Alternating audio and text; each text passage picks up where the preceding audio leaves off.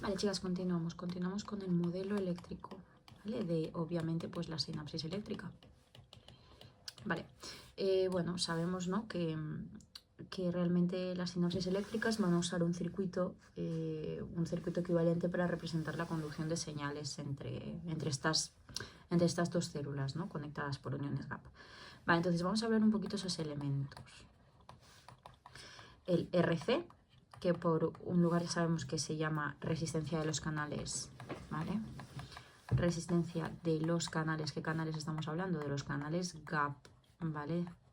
Sí, hasta ahí todo bien. Ok, vale, ¿alguna otra cosa que tengamos que comentar de aquí? Sí. Mirad, de aquí lo único que tenemos que decir es que RC realmente lo que representa es esa resistencia al paso de la corriente, ¿vale?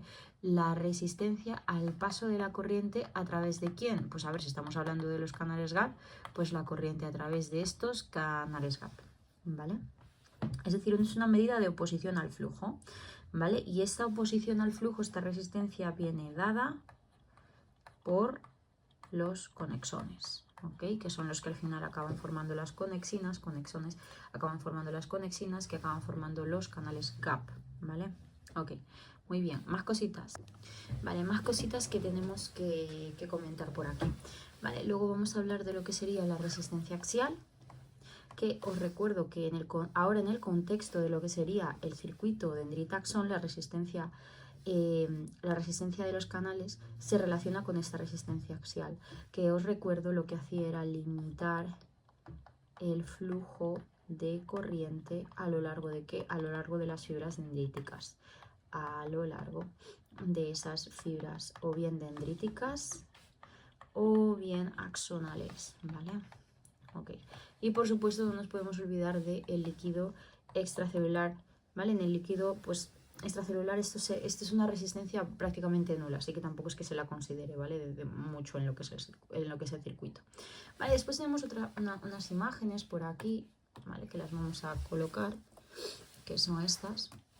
Vamos a ir comentándolas poco a poco, ¿vale? Una por una. Entonces, ¿qué teníamos que decir de la figura A? Por ejemplo, aquí estamos viendo que las células están conectadas a través de esas uniones gap, ¿verdad? Claro que sí, ¿vale? Entonces, cada célula, si os fijáis allí, ¿vale? Cada célula lo que tiene es un par de electrodos, ¿vale? Un par de electrodos. Uno que lo que va a hacer es inyectar la corriente. ¿En dónde? ¿Dónde se inyecta la corriente, chicas? En la membrana pre, ¿verdad? Eso, en la membrana presináptica. Y tenemos otro electrodo, no electros, electrodo, para poder registrar ese potencial de membrana, ¿vale? Tanto en la pre y post, ¿sí? Esto es lo que vamos a poder registrar. Vale, ¿alguna otra cosita? Sí, bueno, del la B lo que podemos decir es que, bueno, pues hay un circuito que representa las dos células, ¿no? O sea, tenemos lo mismo, pero lo de arriba, pero abajo lo tenemos como representado en ese circuito. Vale, muy bien. ¿Y qué cositas tenemos que comentar de aquí? Bueno, lo que tenemos que decir es que, claro, R al final, ¿qué es? R es esa resistencia, que os recuerdo sería RC, es decir, la oposición de los canales gap, ¿verdad? Los canales gap se oponen a ese flujo de corriente. Vale, y C sería la capacidad de membrana. ¿Os acordáis que era la capacidad de poder acumular carga, ¿no? Por favor, repasar, chicas, ¿vale? Estas cosas ya las tendríamos que saber, ¿sí? Vale, muy bien. Ok, entonces, si os dais cuenta, la parte inferior, ¿vale? De ese circuito, lo que va a representar es ese líquido extracelular, que como recordaba, como os he comentado antes, su resistencia es nula, es decir, despreciable, ¿vale? ¿Y por qué? Porque tiene una alta conductividad, ¿verdad? Claro. Vale. Genial. Vale, más cositas que tenemos que saber. Bueno, ahora lo que vamos a tener que comentar también es lo siguiente. Tenemos que hablar un poquito del funcionamiento de ese modelo eléctrico. Entonces, claro, las uniones gap, que yo tenga estas uniones de tipo gap, me permiten que tras un estímulo aplicado a una célula, o sea, la corriente inyectada, se transmita, si aquí tengo mi célula 1 y aquí tengo mi célula 2, lo que permite esta unión gap es transmisión, una correcta transmisión a la célula vecina. ¿Vale? Y aunque, claro, aunque la corriente viaja a través de los conexones, porque recuerdo que estaba formado por dos conexones, dos semicanales, ¿vale? Sí, por favor. Ok, entonces, aunque la corriente va viajando, viaja, la corriente viaja, ¿vale? ¿Qué sucede? Tenemos una, por aquí, en rojo lo voy a dibujar, tenemos una RC, ¿vale? Tenemos una resistencia que lo que va a hacer es disminuir de manera un poco ligera o mucho, ¿vale? La amplitud de ¿qué, chicas? La amplitud del potencial de membrana en la célula posináptica, del PPS, no sé si será excitatorio o no sé si será inhibitorio, ¿vale? La puede ir disminuyendo. ¿Por qué? Porque la corriente se fuga, ¿vale? Pero bueno, mira, a pesar de estas pérdidas, las uniones gap, o sea, realmente la función de esas uniones gap, el objetivo de esas uniones de tipo gap, ¿cuál ha sido? Permitir un acoplamiento eléctrico eficiente. Aquí está la palabra, eficiente, entre las células. ¿Y para qué? ¿A mí para qué me importa esto? Pues me importa y mucho, ¿y sabéis por qué? Porque de este modo me garantiza una transmisión rápida, una transmisión que sea rápida y que sea sincronizada.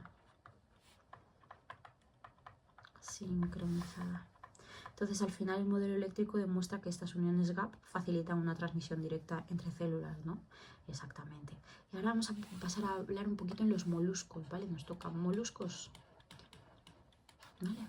Bien. ¿Qué tenemos que decir de esto? Bueno, pues lo que tenemos que decir es que, claro, las sinapsis eléctricas aquí tienen unas funciones clave en estos comportamientos, sobre todo en los comportamientos defensivos. En los moluscos para defensa, ¿sí? Como por ejemplo lo que es un modelo muy bien estudiado es en Aplysia, ¿vale? Es un molusco marino que libera ¿qué? Libera la tinta, ¿vale? Como un mecanismo de defensa. Vale, entonces, cuando Aplysia está amenazada, entonces lo que sucede es que en su cola, en la cola de la Aplysia, tenemos neuronas de tipo sensoriales que por supuesto van a interactuar con los estímulos externos, ¿no? Los van a captar. Estas neuronas que se llaman A, B y C se conectan, están conectadas a través de estas sinapsis eléctricas. Vale, muy bien. Entonces, ¿qué va a pasar? Lo que pasará es que darán una respuesta de tipo sincronizado. Es decir, las tres neuronas, ¿qué va a pasar con ella? Que las tres neuronas envían simultáneamente la señal, envían de manera simultánea la señal a una misma neurona. A una misma neurona postsináptica. ¿Vale? ¿Sí? Entonces, si os dais cuenta, pues esto al final lo que nos está comentando, la conclusión a la que podemos llegar es que la función principal de las sinapsis de tipo eléctricas, en este caso, ¿qué va a ser? La sincronización. Sincronizar la actividad de varias células para producir una respuesta sincrónica, ¿vale? Y entonces luego pasaremos a hablar en los humanos, ¿vale?